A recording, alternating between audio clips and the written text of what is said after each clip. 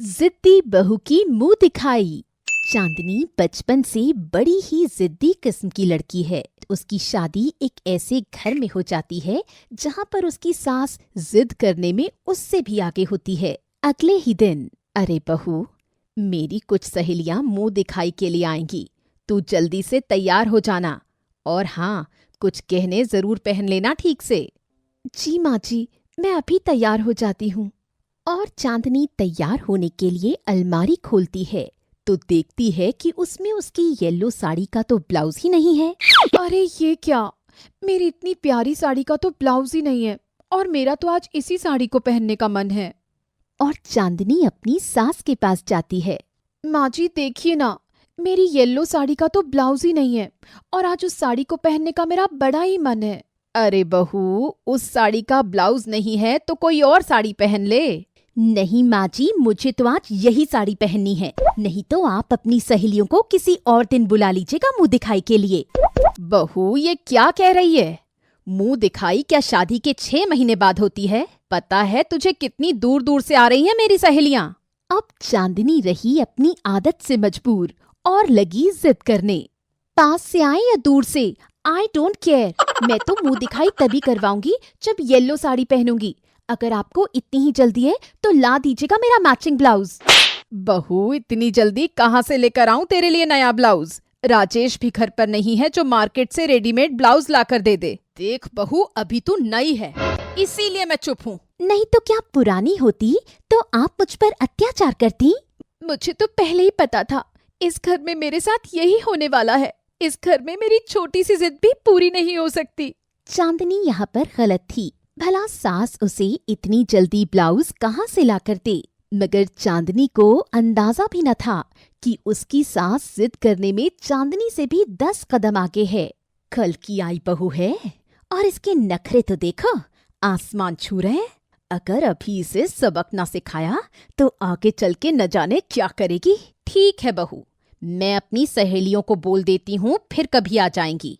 अब सास ने मन में ठान लिया था कि अब वो चांदनी को पीली साड़ी कभी पहनने ही नहीं देगी। कुछ दिन बाद सास की सहेलियां उसे मार्केट में मिल जाती हैं।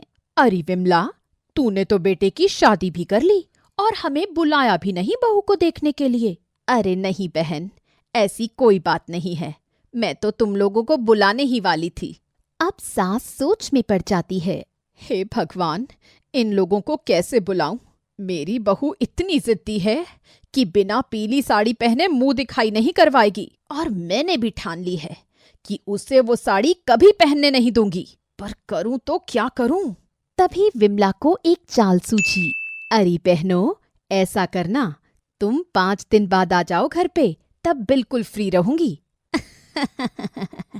अरे विमला, हमारा क्या है, हमें तो तेरी बहू के हाथ के स्वादिष्ट पकवान खाने हैं। हमें तो तू 5 दिन बाद बुला या 10 दिन बाद, हम तो तभी आ जाएंगे। और विमला घर की तरफ चल देती है अपनी चाल को अंजाम देने। घर जाकर वो राजेश से कहती है, अरे बेटा, मैं अपनी सहेलियों के साथ बात कर रही थी तो अचानक से मेरी तबीयत सी बिगड़ने लगी। तो डॉक्टर ने मुझे बताया कि आपकी किसी सहेली ने पीले कपड़े पहन रखे होंगे जिससे आपको एलर्जी हुई है, तो तुम्हें कुछ दिन पीले रंग से दूर रहना होगा। तो बेटा, तू ना ऐसा कर कि घर में जितनी भी पीली चीजें हैं ना, उन सबको लेकर एक कमरे में रखकर ताला लगा देना। और हाँ, शायद बहू के पास एक पीली साड़ी भी है, उसे भी ले लेना। कहीं ऐसा ना हो कि वो धोखे से उसे पहन ले और मेरी तबीयत और ज्यादा बिगड़ जाए। और हाँ, उसका ब्लाउज मत सिलवा कर लाना, नहीं तो वो किसी की भी नहीं सुनेगी। ठीक है माँ। माँ बेटे की सब बातें चांदनी चुपके से सुन लेती है। अब सबक सिखाऊंगी बुढ़िया को। अब तो मैं पीली साड़ी ही पहनूंगी जिससे ये और ज्यादा बीमार हो। चांदनी सास की कही बातों को सच समझ लेती है और अगले ही दिन से वो राजेश से ब्लाउज सिलवा कर लाने की जिद करने लगती है। सुनो राजेश, मेरे लिए वो पीली साड़ी का ब्लाउज सिलवा कर ला दो ना, मेरा बहुत मन है उसे पहनने का। चांदनी, पीले कपड़ों से माँ को एलर्जी है और वैसे भी वो साड़ी और बाकी सब सामान मैंने कमरे में बंद करके रख दिया है। तुम दोनों माँ बेटे एक जैसे हो, मेरी तो फिक्र ही नहीं है किसी को। ऐसे ही 4 दिन निकल जाते हैं और 5वें दिन, आज देखना बहू, तेरा ये जिद करने का नशा कैसे उतारती हूँ और तेरे ही हाथों तेरी किस तरह हंसी उड़वाती हूँ। सास फटी पुरानी सी गंदी साड़ी लेकर आती है। बहू, ले साड़ी को पहन ले। अरे माँ जी, ये क्या कह रही हैं आप? मैं इतनी गंदी फटी हुई साड़ी पहनूंगी? अरे बहू, ये मैं इसलिए दे रही हूँ कि आज तुझे घर की सफाई करनी है।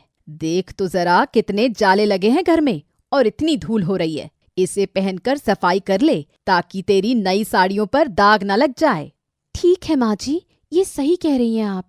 और चांदनी चली जाती है उस साड़ी को पहनने और घर की सफाई करने। यहीं पर सास अपनी चाल खेल रही थी और चांदनी को पता भी न था। और फिर सास अपनी सहेलियों को फोन कर देती है बहू की मुंह दिखाई के लिए। बस कुछ ही देर में औरतें घर आ जाती हैं। अरे विमला, कहाँ हो भाई? हम तो आ गए तुम्हारे घर बहू के हाथ के स्वादिष्ट पकवान खाने के लिए। अरे आओ आओ बैठो, मैं अभी बहू को बुलाती हूँ। सास अंदर जाती है। अरे बहू, जल्दी से कुछ खाना बना ले, आज मेरी कुछ सहेलियां आई हैं तुझे देखने के लिए। पर माँ जी, मैंने तो आपको कहा था कि मैं अपनी येलो साड़ी ही पहनकर मुंह दिखाई करवाऊंगी। तो कोई बात नहीं बहू, तू कोई और साड़ी पहन लेना। नहीं, मुझे तो येलो साड़ी पहननी है, नहीं तो मैं ऐसे ही आ जाऊंगी। हाँ। बस फिर क्या था, सास को पहले ही पता था कि चांदनी अपनी जिद के नशे में कुछ ऐसा ही कहेगी। और सास भी तो यही चाहती थी, इसीलिए तो उसने उसे वो साड़ी दी थी। सास की चाल कामयाब हो रही थी। ठीक है बहू, जैसी तेरी मर्जी। और सास वहां से जाकर सहेलियों से बात करने लगती है। थोड़ी ही देर बाद बहू चाय नाश्ता लेकर आती है, जिसे देखकर तो सभी के होश उड़ जाते हैं। अरे देखो तो, ये इनकी बहू कैसे कपड़े पहनती है, ऐसे तो किसी के घर में नौकर भी ना पहने। हाँ हाँ, लगता है कहीं कूड़ा चुक कर आई है और वहीं से उठा लाई ये कपड़े। हाँ हाँ, सही कहा। इसके हाथ मुंह तो देखो कितनी गंदी रहती है। और हाँ, ये इन्हीं गंदे हाथों से हमारे लिए नाश्ता बनाकर लाई है। इसके हाथ का तो हम पानी भी ना पिए। अरे विमला, ये तेरी बहू है, इसके अंदर सफाई नाम की चीज ही नहीं। और तूने हमें नाश्ते पर बुलाया है, हमें नहीं करना ऐसा नाश्ता। इतनी बेइज्जती होने पर भी चांदनी कुछ न बोल सकी और वो शर्मिंदा होकर अंदर चली गई। तो विमला, तू इसीलिए नहीं बुला रही थी अपने घर बहू को देखने? देखा बहू, आज मैंने तुझे वो साड़ी भी नहीं पहनने दी और तेरी मुंह दिखाई भी करवा दी, और साथ ही तुझे सबक भी मिल गया होगा। तभी वहां चांदनी आती है और अपने किए पर पछताती है। माँ जी, आज मेरी जिद के चलते मेरी इतनी बेइज्जती हुई, न जाने कितना बुरा भला कहा उन्होंने। माँ जी, आज मुझे सबक मिल गया है कि हद से ज्यादा जिद करना खुद को ही नुकसान पहुंचाता है। मुझे माफ कर दीजिए माँ जी, आज के बाद मैं कभी जिद नहीं करूंगी। कोई बात नहीं बहू, मुझे खुशी हुई ये जानकर कि तू अपनी गलती पर शर्मिंदा है। अब जब तूने अपनी जिद छोड़ ही दी है तो मैं कल ही तेरा ब्लाउज सिलवाने डाल दूंगी, फिर खूब पहनना अपनी येलो साड़ी। फिर दोनों सास बहू प्यार से रहने लगती हैं।